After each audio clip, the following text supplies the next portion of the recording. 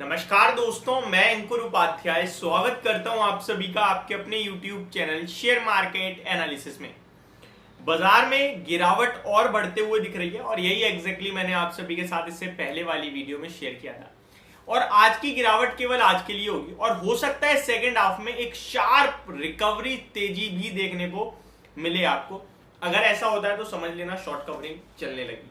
अब आते हैं टॉपिक पे। टॉपिक है फार्मा स्टॉक। फार्मा स्टॉक्स में आज पूरी तरीके से धमाका हो रहा है। आप कह सकते हैं लीड कर रहे हैं बाजार को, बट फिर भी निफ्टी नीचे जा रहा है। ऐसा क्यों? पहला तो एक्सपायरी रिलेटेड मूव और दूसरी बात है कि फार्मा का उतना वेटेज नहीं है ना निफ्टी में, इसलिए यहीं अगर बैंकिंग इंडेक्स होता है इतना ऊपर तो आप बाजार को देखते कहां होता, या आईटी भी होता ना तो भी मार्केट को खींच देता। बट क्योंकि ये फार्मा है, इसका उतना वेटेज नहीं है निफ्टी में, इसीलिए से ये बाजार को अपने दम पर ऊपर लेके नहीं जा पा रहा है। फार्मा इंडेक्स 4% ऊपर है, 4%, और कोई भी ऐसा इंडेक्स नहीं है जो 1.5% भी टूटा हो। तो इसमें थोड़ा दम होता तो ये खींच देता बाजार को।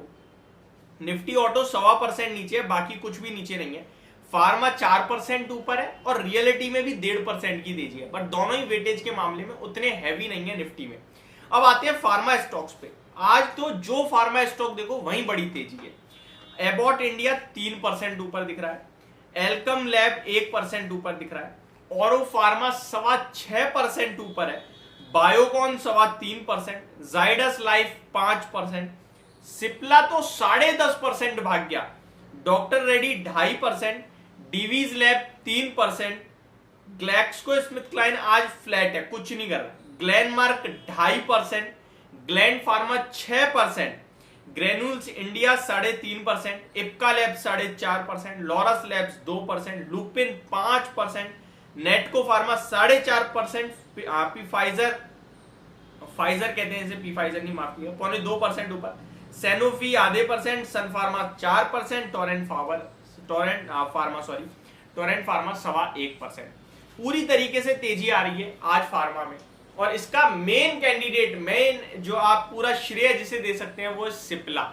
सिप्ला के शानदार नंबर्स के बाद स्टॉक में तूफानी तेजी देखने को मिल रही है आज। कल ही आप सभी के साथ जैसे नंबर आए थे मैंने वीडियो शेयर करी थी कि नंबर तो हर एक पैमाने पे दमदार है। अब आम निवेशक का पूरी तरीके से जो ध्यान है वो पूरे बाजार से हटकर फार्मा की तरफ जा रहा है। अब ऐसे में सवाल ये उठता है कि फार्मा में खरीदारी करनी चाहिए या नहीं, और अगर हाँ तो कहां। देखिए, इसका सिंपल सा जवाब मैं दूंगा। फार्मा इंडेक्स ऐसा नहीं है कि हाईज पे या फिर लोज पे। फार्मा इंडेक्स में स्टॉक स्पेसिफिक होना बहुत जरूरी है, क्योंकि फार्मा में बहुत सारे स्टॉक हैं जो कि ऐसे हो जाते हैं। आज अगर 20 रुपए के है ना तो पता चले आपको एक साल में 100 रुपए दिख रहे हैं, और 100 वाला फिर एक साल बाद 50 रुपए या 20 रुपए दिख रहा है। ये होता है, ये वॉलेटिलिटी बहुत ज्यादा है। अब यहां पे आपको चुनिंदा शेयर्स के साथ हमेशा डटे रहना है, बने रहना है लंबे समय की अवधि के लिए। और फार्मा में स्पेशली इसलिए ज्यादा आपको अलर्ट रहना है क्योंकि अगर आप इंडेक्स को देखेंगे ना तो आज का फार्मा का हाई है, फार्मा इंडेक्स का, निफ्टी फार्मा इंडेक्स का 15,105 का। करंटली फार्मा इंडेक्स ट्रेड कर रहा है 15,080 पे, और आज ही अपना ऑल टाइम हाई लगाता हुआ दिखा है। तो ये फार्मा इंडेक्स ऐसा नहीं है कि टूटा हुआ है या गिरा हुआ है, फार्मा इंडेक्स अपने लाइफ हाई पे ट्रेड कर रहा है।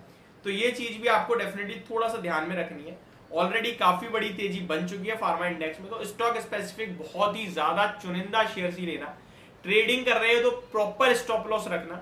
ऐसा नहीं होना चाहिए कि आप भागते हुए जगह पकड़ तो लिए लेकिन वहीं से स्टॉक उतर रहा है नीचे, तो वो ना हो जाए आपके साथ। लॉन्ग टर्म पर्पस के लिए जो स्टॉक हमें शुरू से पसंद है, जो मुझे पसंद है, वो एबॉट इंडिया है, एमएनसी कंपनी, लाइफ टाइम के लिए।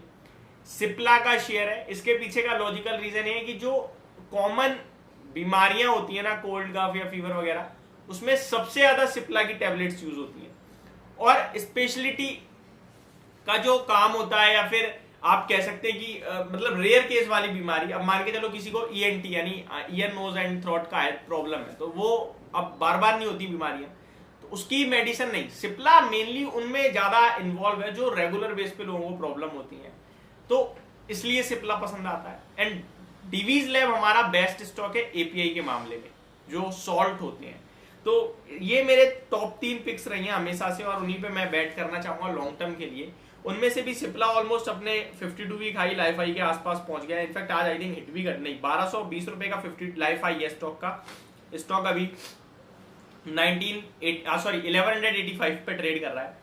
डीवीज लैब अभी भी अपने हाई से नीचे दिख रहा है, बट यहाँ भी अच्छी तेजी बनी है रिसेंट डेज में। तो रिजल्ट्स आ जाए एक बार, उसके बाद फ्रेश एंट्री देखेंगे।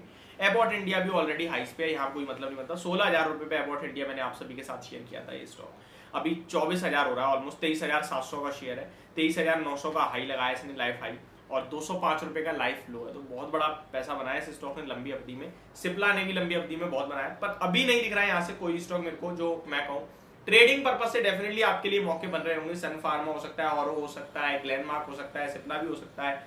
तो वो अपने स्टॉप लॉस के साथ आप ट्रेड करें। ये मेरी तरफ से पूरा का पूरा फार्मा स्टॉक्स पे आज के लिए अपडेट, और आगे चल के आपको कैसे ट्रेड करना चाहिए उसके लिए update. Thank you so much for watching this video. Have a great day guys.